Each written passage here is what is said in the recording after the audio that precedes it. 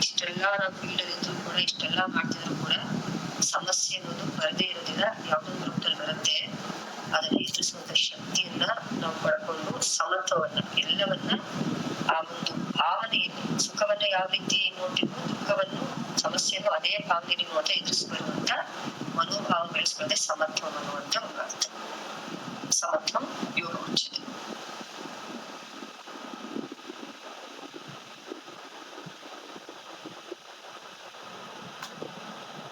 ಉಸಿರಾಟದ ಕಡೆಗೆ ಗಮನ ಮುಂದುವರಿತಾ ಇರಲಿ. ಕಣ್ಣುಗಳು ಇರುವಾಗಿ ಮುಚ್ಚಲಿ. ಈಗ ನಿಮ್ಮ ಗಮನ ಪಾದದ ಬೆರಳುಗಳ ಮೇಲಿರಲಿ. ಪಾದದ ಬೆರಳುಗಳನ್ನು ಗಮನಿಸ್ತಾ ಹಗುರ ಮಟ್ಟದಲ್ಲಿ ನಿಮ್ಮ ಪಾದ ಹಗುರವಾಗ್ತಾ ಇದೆ.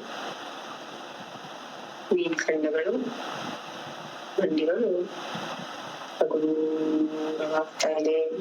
ಮನಸ್ಸಿನ ಕಣ್ಣಿನಿಂದ ಶರೀರದ ಭಾಗಗಳನ್ನು ಗಮನಿಸ್ತಾ ಬನ್ನಿ. ಹಗುರ ಮಾಡಿ ಶರೀರ ಮಾಡ್ತಾ ಬನ್ನಿ. ಹಾಗೆ ತೊಡೆಯ ಭಾಗ, ಪೃಷ್ಠದ ಭಾಗ, ಸೊಂಟದ ಭಾಗವನ್ನು ಗಮನಿಸಿ ಶರೀರ ಮಾಡಿ ಹಗುರಗೊಳಿಸಿ. ಪಕ್ಕೆಲುಬುಗಳು, ನಾಭಿಯ ಭಾಗ, ಎದೆಯ ಭಾಗ, ಭುಜದ ಭಾಗವನ್ನು ಗಮನಿಸಿ ಶರೀರಗೊಳಿಸಿ ಹಗುರ ಮಾಡಿ. ಶರೀರ ಇನ್ನಷ್ಟು ಹಗುರ, ಮತ್ತಷ್ಟು ಹಗುರ. ತೋಳುಗಳು, ಹಸ್ತಗಳು, ಬೆನ್ನಿನ ಭಾಗ, ಕುತ್ತಿಗೆಯ ಭಾಗ ಹಗುರ ಮಾಡಿ. ಇನ್ನಷ್ಟು ಹಗುರ ಮಾಡಿ, ಮತ್ತಷ್ಟು ಹಗುರ ಮಾಡಿ. ಮುಖದ ಮೇಲಿರುವಂತಹ ಅಂಗಗಳು, ಪ್ರತಿಯೊಂದು ಅಂಗಾಂಗಗಳನ್ನು ಸಡಿಲ ಮಾಡಿ ಹಗುರಗೊಳಿಸಿ.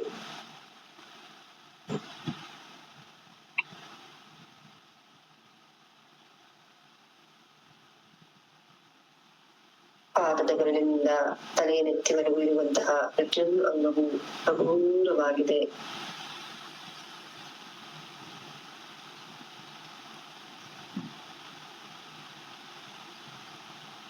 ಈಗ ದೀರ್ಘವಾದ ಉಸಿರಾಟ. ದೀರ್ಘವಾದ ಉಸಿರನ್ನು ತೆಗೆದುಕೊಳ್ಳಿ. ನಿಧಾನವಾಗಿ ಉಸಿರನ್ನ ಹೊರ ಹಾಕ್ತಾ ಬನ್ನಿ. ಈ ರೀತಿ ಉಸಿರನ್ನ ತೆಗೆದುಕೊಳ್ಳುವಾಗಲೇ ಅಫರ್ಮೇಷನ್ ಜೊತೆ ಜೊತೆಯಲ್ಲಿ ನೀವು ಮಾಡ್ತಾ ಬರಬಹುದು. ಉಸಿರನ್ನ ತೆಗೆದುಕೊಳ್ಳುವಾಗ ನಾನು ಶಕ್ತಿಶಾಲಿಯಾಗಿದ್ದೇನೆ, ನಾನು ಬಲಶಾಲಿಯಾಗಿದ್ದೇನೆ, ನಾನು ನಿರ್ಭಯ ಆತ್ಮವಾಗಿದ್ದೇನೆ. ಈ ರೀತಿಯಾಗಿ ಹೇಳ್ಕೊಳ್ತಾ ಉಸಿರನ್ನ ತೆಗೆದುಕೊಳ್ಳಿ.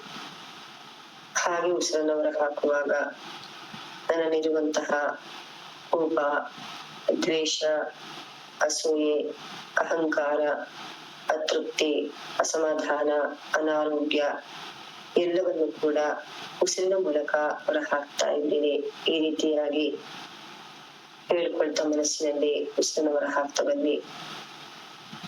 ಯದ್ಭಾವಂ ತದ್ಭವತಿ.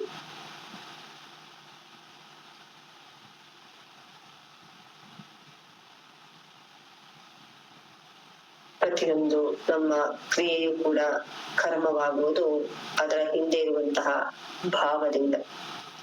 ಆ ಭಾವ ಮತ್ತು ಉದ್ದೇಶ ಹೇಗಿರುತ್ತೋ ಹಾಗೆ ಆ ಕ್ರಿಯೆ ಕರ್ಮವಾಗಿ ಬದಲಾಗ್ತಾ ಹೋಗುತ್ತೆ. ಅದು ಪಾಸಿಟಿವ್ ಕರ್ಮ ಆಗಿಯೂ ಬದಲಾಗಬಹುದು ಅಥವಾ ನೆಗೆಟಿವ್ ಕರ್ಮ ಆಗಿಯೂ ಕೂಡ ಬದಲಾಗಬಹುದು. ಹಾಗಾಗಿ ಭಾವನೆ ಅನ್ನೋದು ತುಂಬಾ ಮುಖ್ಯವಾಗಿರುತ್ತೆ. ಪ್ರತಿ ಉಸಿರಲ್ಲೂ ಕೂಡ ಅಫರ್ಮೇಷನ್ ಅಲ್ಲಿ